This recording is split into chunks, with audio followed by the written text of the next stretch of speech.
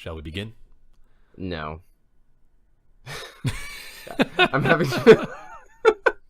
I was having trouble finding it. Shut up. And the podcast just ends, just cuts out, no ending.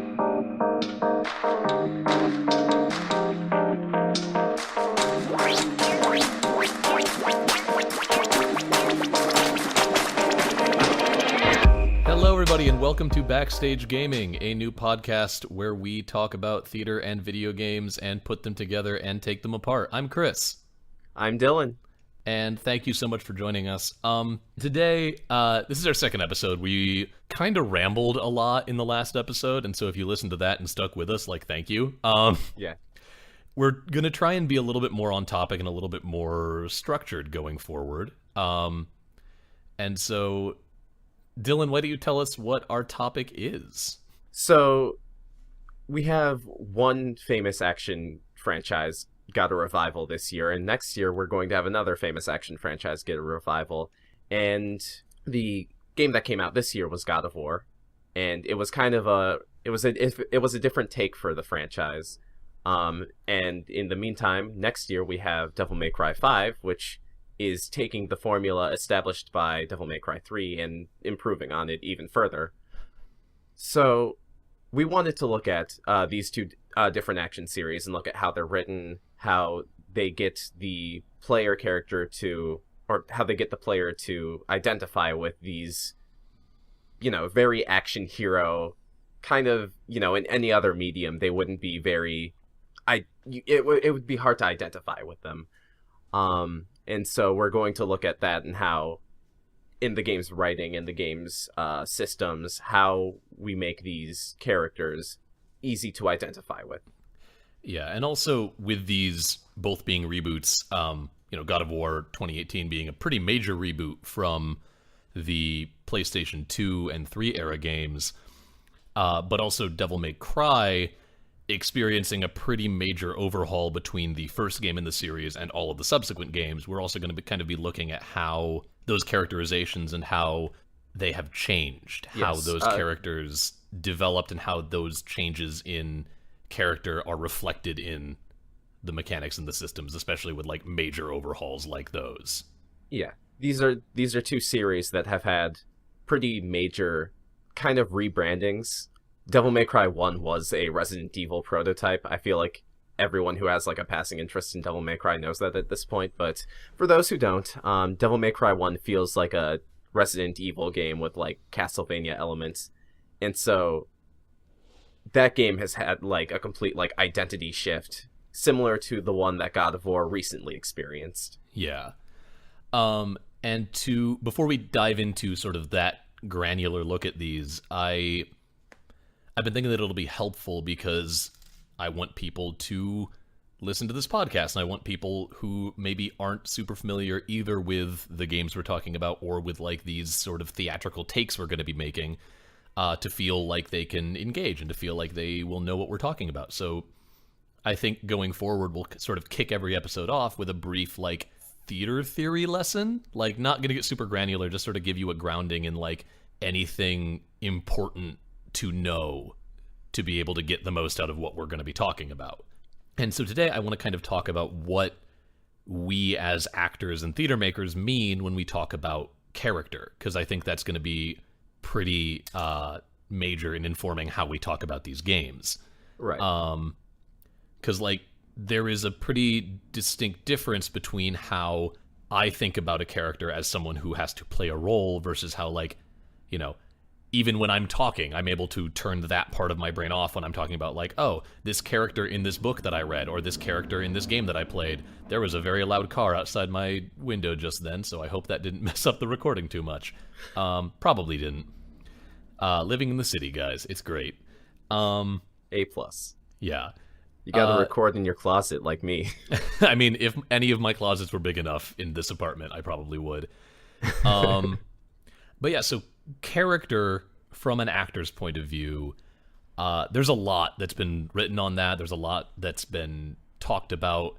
That sort of opinion of what that exactly means has actually changed a lot over the kind of centuries of Western theater. Also, kind of an important note, I think that it has been implied, but we haven't come right out and say it, and we probably should.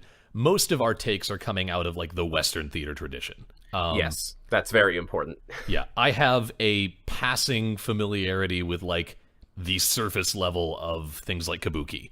I've read some essays from kabuki artists and like Right. know a little bit of that world, but like am never ever ever going to claim to like actually know what I'm talking about there. Where we're coming from is Western theater, like based in the Greek plays and then everything that came out of sort of Europe and that world of theater. Side note, I think it would be super, super cool if this podcast takes off and we can get like an expert on kabuki theater to be a guest star That or would like a be guest so host. cool. Right? Hey, kabuki theater people who are listening to this podcast, reach out to us. We want to work with you. Hit us with the topic, please. But anyway, so the sort of Western idea of character that I find the most compelling actually comes from like the source. Way back in the before times, a fellow named Aristotle wrote a whole lot of books, but one of the books he wrote was called The Poetics, and it is the sort of building block not just of theater, but of like narrative and storytelling. Yeah, storytelling. Like you can find his footprints, the footprints of the Poetics in like basically all of the Western storytelling tradition. And he had this interesting definition where he sort of broke what makes a story, what makes drama down into its component parts. And he sort of ordered them in list of importance. The most important one for Aristotle was action. Action here meaning sort of what we now conceive of as the through line of a story. So what is a the character thing does in any given scene. Yeah. Well, yes and no. He was putting it more in terms of like what you and I would call super objective. So like the driving force that is pushing the story forward, what the people on stage are trying to do big picture wise, and the consequences of that. Second place for Aristotle was character, and there are a couple of quotes that I pulled out of the Poetics as I was prepping for this episode that I really like. First he says, and this is, one translation. There are other ways of translating this because, ancient Greek. Dramatic action, therefore, is not with a view to the representation of character. Character comes in as a subsidiary to the actions, which is basically him saying character only exists insofar as the actions that are happening in front of you. When I say that I am getting into character, that is a whole bunch of like surface level trapping stuff that goes on after I do the main job of figuring out what is happening on stage, because that is what's going to create, the character as the audience sees it. I guess like a good example. Sorry, No, go for it. I guess like a good example is like maybe we could talk about like Kratos real quick. Like what is like in the first God of War specifically, like what is his character versus what are his actions? Yeah, and I want to kind of work into that from this second quote that I really like. He says, character is that which reveals moral purpose. Other translations will say character is that which reveals decision, showing what kind of things a man chooses or avoids. Choice and, again, action is what creates character. There's another, I wish I could remember the name of the person who wrote this essay, but there's an essay I remember reading from like our intro theater class in college that said something to the effect of like, character is entirely an illusion created by the audience based on the things that they see someone doing on stage. It's an interpretation of the actions. Exactly. Yeah. And so to springboard from that right into God of War, let's think about what we see Kratos actually do in, like, just for example, the first God of War game. Like, if we take this idea that I very frequently find helpful when I'm doing, like, prep stuff for roles, that character is literally just what you get when you put all of the things that the person is trying to do and choosing to do together. Who is, PS2 God of War 1 Kratos? Well, he's very violent. He chooses a path of violence. But it's interesting to note that all of that comes out of an act of violence that was not his choice. He's tricked into killing his family, and, that is sort of his inciting incident. That's what kicks off the whole action of this story. And one of the things I love about the first God of War game is it is Greek theater. It is a piece of Greek tragedy that blood and guts and chain swords aside would not have been terribly out of place being written by someone like Euripides. It's a story of a man who did something terrible, and because of his his fatal flaw, in Kratos' case, his rage, continues to do horrible things, but what he's trying to do, these choices he's making, are all in service of this action of wanting to make it right, wanting to get some sense of closure and some sense of justice for this thing that the gods made him do, this terrible act that he did. I also find it interesting that, like in Greek theater, it's never like the full story. It's been a while since I played the first God of War, so I don't know if it takes place over the course of a couple days, but it is a very specific moment in Kratos' life, just like a Greek tragedy is based on a very specific moment in Oedipus, for example, his life. Yeah. And like all of the things that are leading up to that come into it and are talked about, but you're seeing it happen in front of you. Again, all we really have to go on when we're creating characters on stage, we can play lip service and we can give backstory, but that doesn't settle as much with the audience as what they actually see the person doing.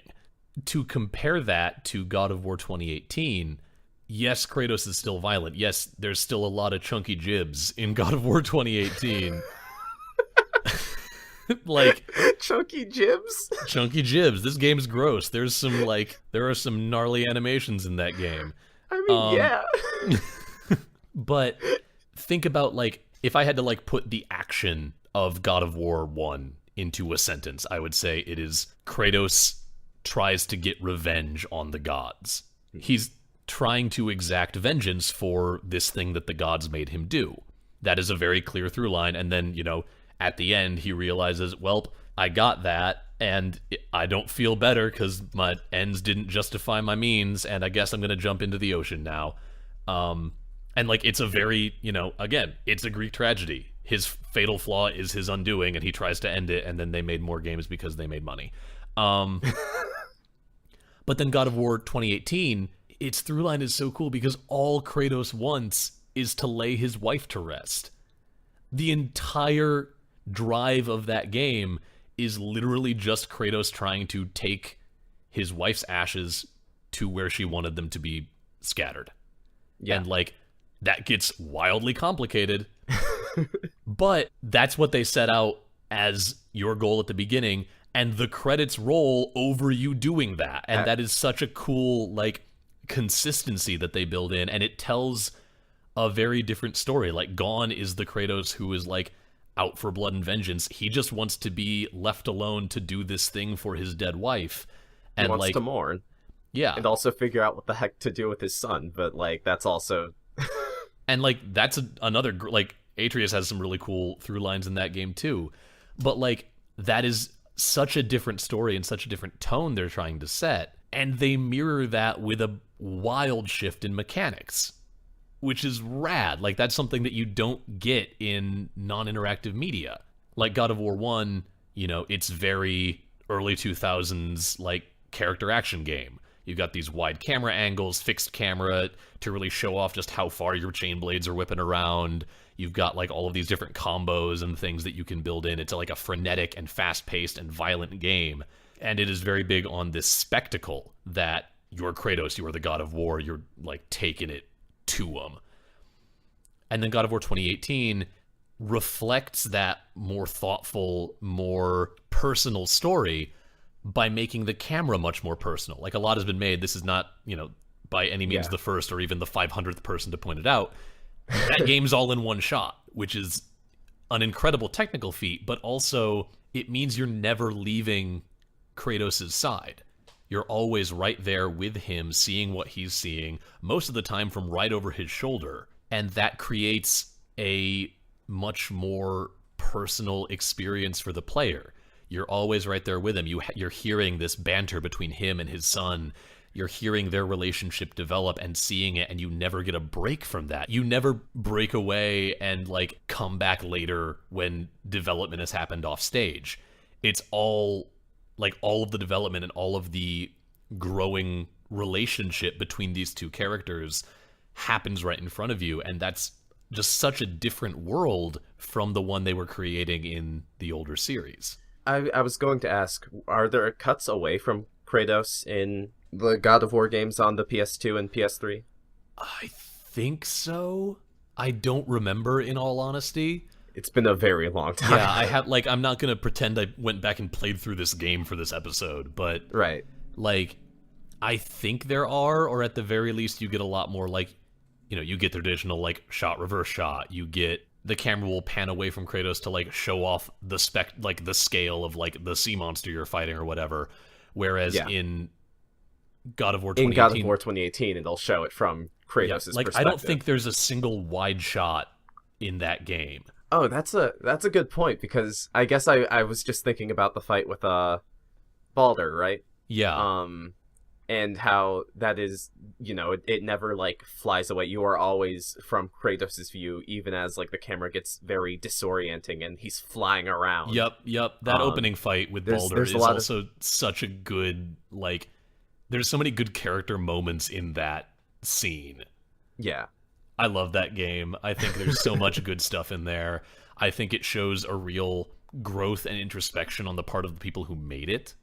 Mm-hmm. Like, I remember reading an interview somewhere that I can't remember the guy's name, but the lead designer, who is the same lead designer as from the old God of War games. Yeah. He's a dad now, and he's talked about how like him growing up and him coming into adulthood and him having these like realizations about himself, he wanted to make a game that was, still for him in the same way that the first game was for him at that point in his life. Right. Also, and this is a tangent, I just want to bring it up because it's like one of my favorite things about the making of this game. Mm-hmm. But I don't think anything shows the commitment that team had to like really telling their story above all else. Mm-hmm. Quite like the fact that they cast Atreus. They cast the son. They found the kid that they wanted to play Kratos' son. And then they had, a whole bunch of actors come in and audition for the part of Kratos. And anyone that they liked, they then had do a chemistry test with the kid that was playing Atreus to see how like they played off each other and how their chemistry was in the recording booth and how their performances together were. And the kid had like a pretty major say in whether or not an actor after that point would go on further into the process. There was a huge commitment there. Yeah. It's like, which one of these is your real dad, kid? And like, I love that. I think that shows a real respect for this story that they wanted to tell, and also a respect for, this kid child that they actors. have. Yeah, this kid that they have in their studio. Like, that's awesome. Also, yeah, I mean, like, this is kind of a tangent right now, but like Atreus, really great child actor. You don't get a lot of those. Oh yeah, super talented. Like, even when the game wants you to think he's a little shit, he's able to deliver on that, but not so much that you don't forgive him when his character like comes out of that. Yeah.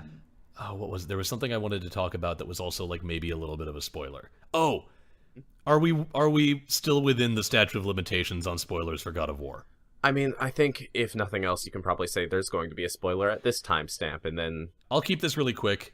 If you don't want any God of War 2018 spoilers, skip ahead. Like, I'm going to just say 30 seconds, and then I'll talk very fast. 30 seconds from now. There is a moment in God of War 2018 where you spend most of the game with the Leviathan axe as your main weapon. And Kratos realizes that he is going to need the Blades of Chaos again. He's going somewhere where the axe is not going to be effective. And you get to see him make this choice to go and get this weapon back. And I think that's so cool that you get this moment of like Kratos making a choice and Kratos really not wanting to make that choice, but realizing that this is what he has to do if he wants to accomplish this goal of his. He rubs the scars on his arms.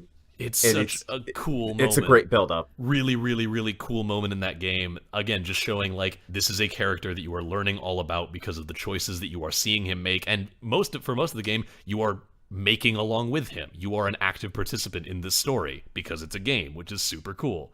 And then we see kind of the opposite shift. God of War goes from frenetic action game to much more thoughtful, story-driven, like character experience. Which I know that a lot of people have like mixed feelings on like the different gameplay structure of God of War. I feel like, at least in my mind, God of War's biggest selling point has always been like its spectacle and its story. In my mind, I feel like it's a little bit more forgivable that like it would so drastically and radically change what it's doing, because the priority is different. Yeah, the priority is different, and you still get spectacle. It's just presented slightly differently. It's a different, it's still got, like, I think God of War 2018 is like a very tight and challenging and rewarding system as far as like the combat goes. It's just different, and I think that the differences make for an interesting parallel to the story, if nothing else. I'm not going to tell you one is better than the other, just that I think that it shows a great deal of thought about how their systems and their story work together, that they made the choices that they did in making God of War 2018. Like, I don't think, after having seen... Excuse me, burped. That's not good.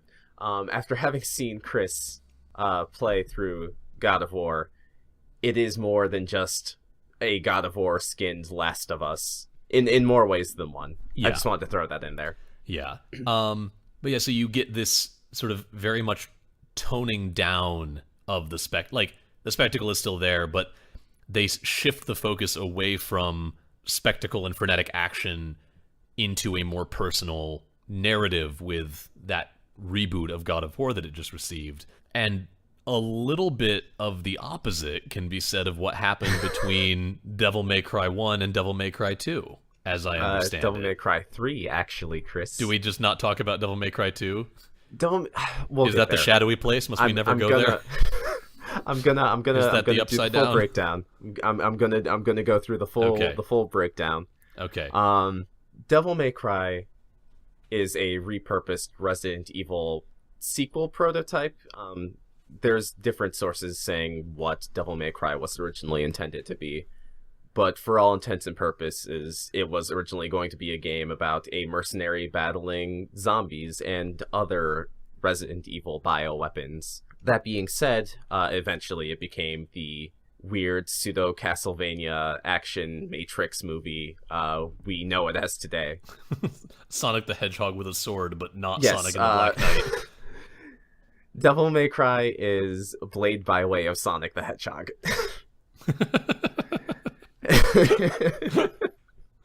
Blade Runner, if you will. Oh, no.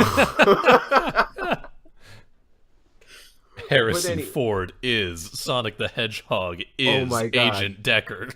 So, you know about the Sonic the Hedgehog movie that is actually a thing? Wait, which one? Oh my god. Alright, we'll have to talk about this after the episode, but you need to be educated. Is it the one you've shown me? No, it's not. It's not the anime OVA. There is a Sonic movie that's like live action. I think Jim Carrey's playing Robotnik. And like there's a guy from How have I not found this fever dream before? Not Arrested Development. What is the it was either a 30 Rock star or a Parks and Rec. Nick star. Offerman? I don't know. No, Okay, but now all I want in my life is Nick Offerman as Dr. Robotnik. Right, one sec. Sonic the Hedgehog movie. Yes, this is important. We're keeping this in. Oh yeah, I mean I'll edit it down, but like this is staying. This is why people come to our content. Okay, here we go. On the Wikipedia page. Let's see. Sonic the Hedgehog is an upcoming American live-action animated film based on the Sonic... I thought you were talking about the past. I thought you were talking about a darker age. There's a movie coming out. The scheduled release date is November 8th, 2019. So, Chris, what are you doing in a year? Flying to Cleveland to watch this movie with you. Exactly. So, the film is written by Patrick Casey, Josh Miller, and Oren Uziel. None of those names mean anything to me. Yeah, I don't either. I'm gonna skip ahead a little bit. The film stars Ben Schwartz as Sonic the Hedgehog and Jim Carrey as Sonic's nemesis, Dr. Eggman. Ben Schwartz! Alongside James Marsden as Tom Wachowski, Tika Sumpter, Natasha Rothwell, Adam Pally, and Neil McDonough. I probably mispronounced that. Oh my god. Forget it. Who asked for this? What studio head was on, like, fanfiction.net and just thought, I know what must be done. So at first, like, I have a dream now. I was of the mind, like, this is the trash fire that I always wanted. And as time has gone on, I'm like, wow, even I did not want this trash fire. This garbage fire got too hot for Dylan. Like I love Jean-Claude Van Damme as Guile in the Street Fighter movie. Like, that is a terrible movie Oh, that I but it's love. so good. You know, even forgettable video game movies like Prince of Persia, like, I still enjoy that movie. Like, I love watching these mediocre to terrible video game movies. I have no clue what to expect from from Ben Schwartz's Sonic the Hedgehog. All right, that's been our type 5 on Sonic the Hedgehog and his upcoming film debut. Wait, I'm sorry. One more thing. Schwartz will provide Sonic's likeness via motion capture. No, he won't. Okay, Wait, so okay, you know I'm sorry. those Sorry. those behind the voice scenes. of Sonic, a mysterious anthropomorphic, quote-unquote, juvenile delinquent blue hedgehog who can run at supersonic speeds and is on the run from the government. Oh my god. Okay, so you know all that behind the scenes footage from like the Hobbit movies where you see Benedict Cumberbatch having the time of his life Yes. doing the mocap for Smog? Yes. All I want is that behind the scenes footage, but it's just this poor man who's being animorphed into Sonic the Hedgehog, like sobbing in a corner. Oh man. Okay. I also think We the name need- of the town is Green Hills. I'm sorry. We Yeah, need let's to get off back. this train before we leave our podcast behind and start a new one. Anyway, No, back to I'm Devil sorry. May Cry. That was all pertinent information. Oh, that was I don't know beautiful. about you. Oh no, I'm keeping every bit of that. Good. So, okay. Devil May Cry. Devil May the Hedgehog. Played by way of Sonic the Hedgehog, starring Ben Schwartz. Okay, so the way Dante is depicted in the first game is a far cry from how he's depicted in the rest of the series from 3 on. So the vibe I get from Dante in the first Devil May Cry is... I described him earlier as like a Van Helsing character off the air, but I think a better way to describe him is he's kind of a modern day Witcher. He's the guy who like people call to be like, there's some weird messed up creature that's acting crazy and we need someone to do something about it. And Dante will be the guy who comes in and cleans up that mess. There's a lot of text in the instruction manual that like kind of builds a little bit of lore and backstory for Dante that isn't in the game. Essentially, the way that Devil May Cry 1 plays is you have a much more limited weapon pool than what you would get later. Dante in the original Devil May Cry uses swords, 4 types of firearms, and hand-to-hand combat, and that is it. And anyone who is familiar with the later entries in the series, that is a tiny number. I'll get into some of the weapons later when I'm talking about Devil May Cry 3, but yeah, so in Devil May Cry 1, Dante has like 5 weapons that you're really going to be using regularly, and 3 of those are guns. So each enemy kind of has its own specific strategy to be killed. The game actually has like an in-game bestiary / strategy guide that tells you what the strategy to kill it is. The way it kind of frames it is like a real demon killer would kill this like this. And so it's really just kind of hints and like telling you like the most effective strategy to taking on each thing, which gives Dante's character and the actions he does as like it's a lot more methodical. It's more based on like it is a situation to situation basis. Yeah, and like I love that because for one thing it makes your actions as Dante feel very like professional and utilitarian and like I am the best at what I do and therefore I'm going to handle this like a goddamn professional. I'm going to do my job. But also it lets you get into this like semi-roleplay kind of place of like I want to be as much of a badass as this character I'm playing, so I'm going to read the like Demon Slayer manual that has been provided to me and become this badass like the professional demon hunter, and I think that's so cool. Something I just remembered is in one of the Devil May Cry 5 trailers, the Nero, the main character of Devil May Cry 5, gets a manual from the person who he's more or less Dante's agent. Yo. He's the one who gets the jobs for Dante. And so like I don't know how much of a thing that's going to be in like the game, but like it was something really cool. I think it was just like to show off like that's how you get like the controller manual or something, but who knows, maybe there'll be maybe it's also going to be strategies for taking down the different enemies. Prima's demon hunter strategy guide. Yeah, exactly. No, that's like it's such a cool little touch. It's like little things like that that can add a lot more weight Yeah, and a lot more meaning to like what you as a player are doing. And I think yeah, that like game makers that capitalize on that are making a very smart choice because like that took like compared to the rest of the work they were doing making the game and compared to how hard it would have been to like get that through actual mechanical systems, that took like no work on their part yeah. to add that manual function into the game. So like A plus, very cool. So, Devil May Cry 1 is also it's really this like personal revenge story. The inciting incident of Sorry, I just realized how ridiculous this is going to sound to you who has never played Devil May Cry 1. Oh, I'm excited. The inciting incident of Devil May Cry is a woman riding a motorcycle crashes into Dante's office and beats the shit out of him, but then says, "I'm sorry, I was testing you. We think we found the demon that killed your mother and brother, and I want to hire you to help me take him down." Now pick your butt off the floor where I put it, get on my motorcycle, we're going on an adventure. Oh no, she threw the motorcycle at him. Quentin Tarantino's Blade Runner, starring Sonic the Hedgehog. She throws the motorcycle at him, and he's just like, "Yeah, whatever," and he takes out his dual pistols, like charges them with demon energy and shoots them away. It is Oh my god. like, for a series that like is kind of known for it's so dumb they're awesome cutscenes, like that is literally the dumbest it's ever been. And that in the game where they took themselves the most seriously. Yeah. That's awesome. I love that. All the same, like the inciting incident is essentially that Dante is told that like he will be able to avenge his mom and brother, and that kind of sets the tone for the whole game. That and the crazy stupid action set pieces, but like it's really kind of toned down after that.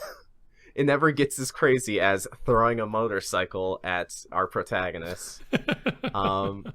So because it's a revenge story and because it's a not Resident Evil game, there's this very dark, oppressive atmosphere. The game takes place in like this old Spanish castle, think Resident Evil 4, and it has slowly been taken over by a demonic presence. So there's a lot of really interesting use of ambient noise to really set the tone. It's like a lot of droning and like not quite Silent Hill noises, but like I think you more or less get what I'm trying to say. But like occasionally like you'll hear like the music of like a royal ball start to bleed in, which kind of gives like this vibe that like this place is just stuck in time. It's this very gothic feel. Very cool. I think another interesting thing about Devil May Cry 1 is that like there's this implication that like the world is having an effect on Dante's psyche. There's a boss late in the game called Nightmare, and what it does is it can essentially pull Dante into itself and like transfer him to like a nightmare dimension where Dante has to fight these like the bosses he's taken on prior in the game. And the most interesting thing about that is if you go to the files in the bestiary and look at the entry for Nightmare, it says that these boss fights are like pulled from Dante's trauma. So like it's like actually canon that like Dante is like terrified of these things he's fighting and he's just kind of hyping himself through it. That's rad. And again, character being action. Like character is not what you say about a person, it's what you see that person do. And here you're like that is making Dante into this very brave and very like heroic character because you actively see him and, you know, as him confront his fears. And that's really cool. Like A+, I love that. Yeah. Like I think the game is expecting the players to be kind of freaked out by the atmosphere, and your mileage might vary on that, but like there's a really cool creepy vibe to the first Devil May Cry game. And that then hasn't really been replicated since, but so before I move on to Devil May Cry 3 or 2, we'll get there. Both of these personal revenge story and the oppressive atmosphere both tie into this sense of Dante's aggression. So the scoring system in Devil May Cry 1 is different from later games in that it only grades you based on the amount of pressure you're able to keep, so how many attacks you're able to do in a short amount of time. Later, the series also evaluates the variety of moves you do, whether or not you get hit. you'll get points depleted if you get hit. Yeah, so I guess like it characterizes Dante. Since I already established that like he's fighting through his fear, it kind of gives Dante's fighting style a bit more of an aggression to it. So you are waiting for the enemies to be vulnerable, and then you just go in and you don't relent, and that is what the game rewards. And that's what the game considers stylish, because like it still has like the little style ranking as you fight. That also ties into this idea of like this version of Dante being a professional, being efficient, being like, I don't need to be flashy, I just need to get the job done as efficiently as I possibly can. So Devil May Cry 1 is a smash hit. It's, you know, it's one of the first few, I think it was in the first year of the PS2's lifespan, so that definitely helps. And so, you know, obviously a sequel's going to have to be made because, you know, why wouldn't we? That's free money. And they released Devil May Cry 2. It was done by a completely different team. I don't even think they had like a real director until like the last 4 months. Oh, that's not good. Yeah, no. Hideaki Itsuno, the current director of the Devil May Cry series, was kind of added to the series, added to Devil May Cry 2 at the last minute to try to get a product out. Because before then, I'm assuming they just had like a bunch of, they had like hallways and they had like a basic physics engine, but like nothing beyond that. So yeah, no, Devil May Cry 2 is not a good game. And I think the biggest thing that people will decry for that game is the way Dante is handled in that game. So Dante in the first game is like a wisecracking person who also has a personal revenge story, but the impression he made on players was like Blade by way of Sonic the Hedgehog. And so, you know, that none of that is there in the second game. In the second game, Dante is very much I want to say Vampire Hunter D, but because no one knows who that is, he's very much like a I certainly don't. Yeah, I know. I know 1 or 2 listeners out there knows Vampire Hunter D. And they're probably fist pumping right now. Yeah, hey. He's more or less Clint Eastwood. He's the man with no name. He has no personality. He has like no real talking lines. The whole thing about like the man with no name is like, you know, he just kind of grits his teeth and he's cool and manly and doesn't really say anything. But when you already have an established character, you know, taking that route feels kind of cheap. Itsuno directed the last 4 months of development for Devil May Cry 2, and he was like, I don't want to be known for this. This sucked. So Devil May Cry 3 comes out, and it is the walk back of the century. So the only, I guess, like, in their minds, the only way they could fix the characterization in Devil May Cry 2 was to just go back in time. So Devil May Cry 3 is a prequel, and it stars a younger, immature Dante. Hideaki Itsuno has, to refer to like what they look for when making Devil May Cry games, Hideaki Itsuno uses a Japanese term called chuni, which is it's like a term for like things that appeal to middle schoolers. And you know, I feel like Dante, I like that they have a term for that. Yeah, like it is very much like that kind of indulgent, like inner child type of appeal. Okay. That is what Dante is. There's the new scoring system which rates your style, like style based on like the variety of moves you use. Do you get hit or not? Because like this Dante, he's trying to show off. If he gets hit, that's not cool. If Devil May Cry 1 was about like killing your enemy as fast and as, you know, efficiently as possible, Devil May Cry 3 is about showing off. Dante has way more weapons. He has some very impractical weapons too. He's got like a 3-headed nunchuck named Cerberus. It's also ice elemental because of course it is. He's got this electric guitar that shoots electricity bats called Nevin. Fuck? Dude, Devil May Cry 3 is a trip. If you have to play God. one game in this series, make it that one or 5. 5 might be amazing. I don't know. I mean, you recall you made me play the opening of Devil May Cry 3 in college, and I was like, I'm a hard boy, and played it on hard and did not do well. I mean, actually sink your teeth into it. Yeah, I'm sure it's good. It's a good time. I'm gonna be the DMC hype man.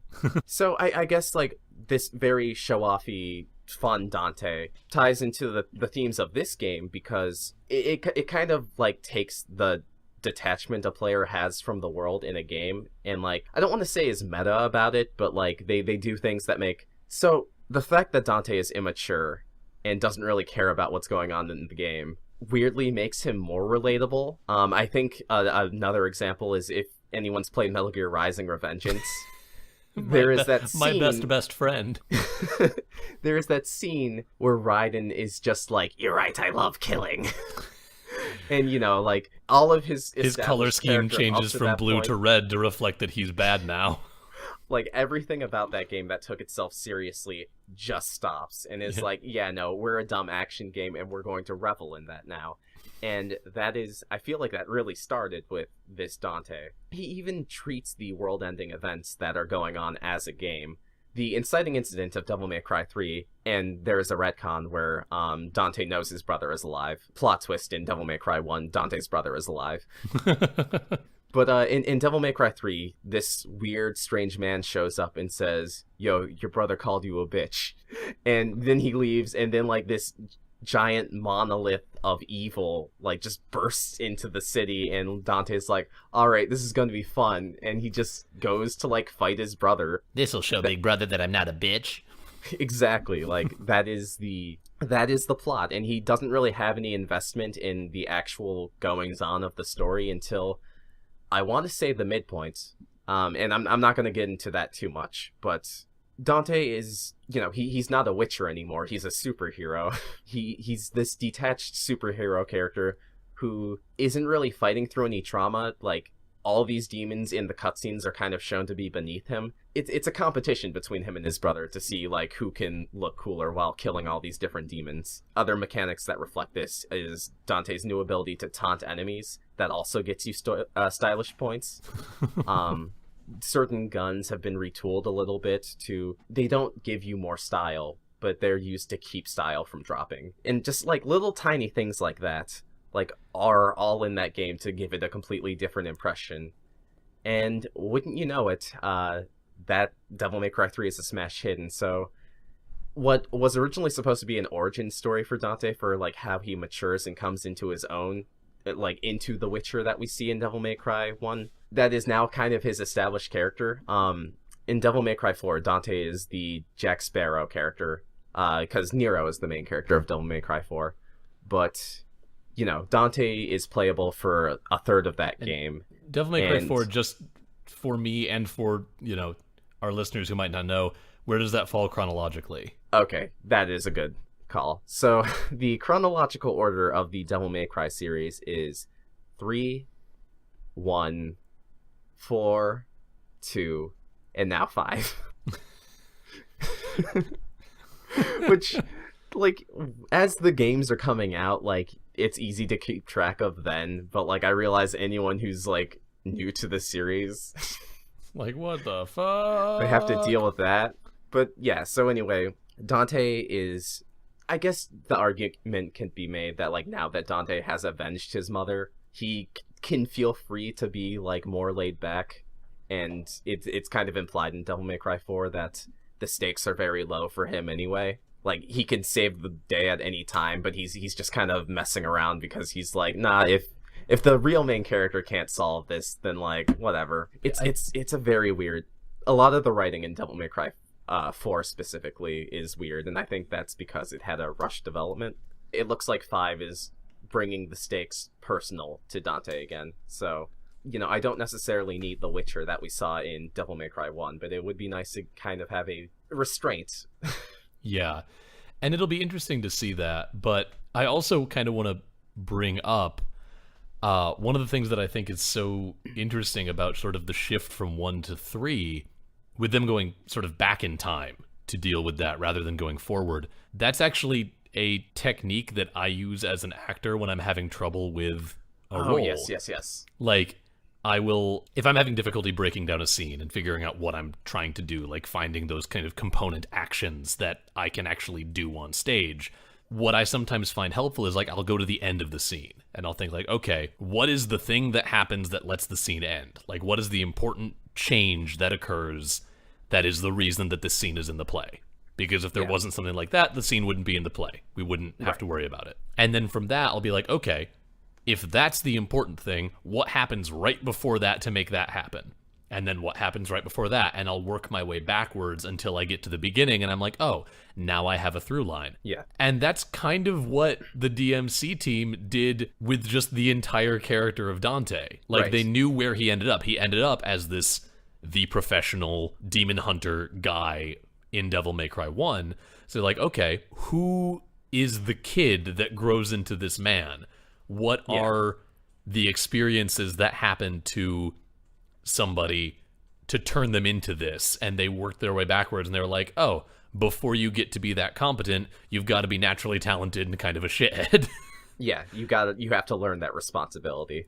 And I think that's a really cool way that they kind of found their way to what is now this very iconic character, just by like working backwards and taking that kind of like, all right, how do we get to where we need to be approach. And I'm very curious to see if there is serious forward movement past that professionalism and that kind of then detachment in Devil May Cry 4 into what we're going to see in 5. I think it'll be interesting to see how they handle yet another stage of life for this character. It's kind of funny that you brought that up because I learned this, I want to say a couple days ago, but the writer for Devil May Cry's 3, 4, and 5, Bingo Morihashi, he has complicated feelings on writing for Dante because, you know, it was an established character that is not his, so he's said in interviews that he's never felt like he's nailed Dante's character exactly. Gotcha. Like, with 3, he kind of had the freedom to do what he wants because the implication is that he grows into Hideki Kamiya, creator of Dante, but he's never felt comfortable writing Dante in 4, for example. Right. And he only agreed to come back for 5 if Nero was going to be the main character because Nero is his. That makes sense. Yeah, so that is something that's really interesting to see. I also know that Bingo Morihashi worked with Hideki Kamiya on Bayonetta 2, so who knows, maybe he feels a little bit more comfortable with the character now, but I don't know. Devil May Cry 3, or Devil May Cry as a series, honestly, it has like a lot of really interesting political things going on with it, so it'll be kind of interesting, not political things, but, you know, like, has different creative takes on it. Yeah. Political in that, like, in like the group effort sense, not in the like politicians and stuff. I get what you mean. Like, it is a very different series from like the person's original version. Yeah. Who knows? But it's kind of interesting that like they still have this respect and kind of fear of the original. Like, you know, even though they made the more popular version of the character, they feel like they can't escape from its shadow. I don't know. It's going to be interesting. I'm excited for Devil May Cry 5. So yeah, that is sort of all we had to say this week. We hope you enjoyed going with us on this kind of deep dive into character creation, character writing, character portrayal in these games and how those sort of changed. Character action. Actors. We really missed the boat. We could have called our podcast that. Oh, no. Thank you so much for listening. If you enjoyed what you heard, if you like what we're doing, please continue to tune in. We're going to be putting these up every week. And please tell your friends, tell your family, tell people who you think would be interested in sort of our takes on either games or theater. We're trying to sort of keep it broad enough that we can be interesting to everybody. You can, and thus please we appeal to no one. Yeah, it's true. We are not going to be paying to advertise. You're not going to be seeing banner ads for our show. So we're going to kind of make this grassroots and really rely on you, our listeners, to help us grow this podcast so that we're not just talking into the void. Please feel free to tweet about us. I'm going to try and get the hashtag BSGpod off the ground. So hashtag BSGpod, get that trending. Help us grow. You guys rock. Thank you so much for listening.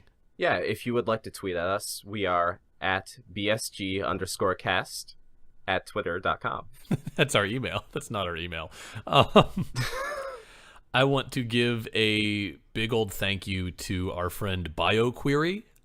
He wrote and performed our theme song, which is an excerpt from his piece, Dot Sound Radio Volume 1 Instrumentality.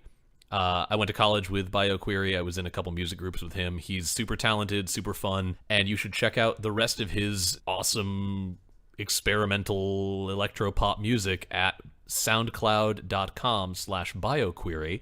That's soundcloud.com/BIOQUERY. Go give him a listen.